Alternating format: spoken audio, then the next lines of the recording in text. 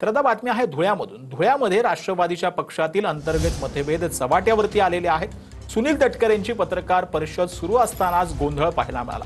खासदार सुनील तटकरेंसमोर जुने कार्यकर्ते प्रमोद साळुंखेंनी जाहीर खंत व्यक्त केलेली आहे। विश्वासात घेतलं जात नसल्याचा पत्रकार परिषदेमध्ये जाहीर वक्तव्य करण्यात आले। प्रसंगावधान राखत सुनील तटकरेंनी समजूत देखील यावेळेला काढलेली आहे।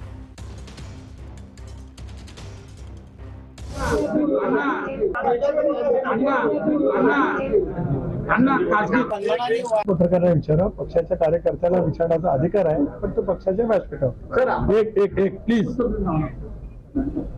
माझ्या मगाच्याच पत्रकार परिषदेमध्ये मगाच्या वाक्यामध्ये माझ्या येण्याचा हेतू मी विशद केला की पक्षामध्ये नव्याने आलेले सहकारी आणि पक्षामध्ये दीर्घकाळ काम करणारे सहकारी यांच्या संवाद कसा निर्माण करता येईल, त्यांची जबाबदारी कशी देता येईल, यासाठी माझा दौरा आहे असं मी मगाशी सांगितलं। त्याचं उत्तर आले। धन्यवाद।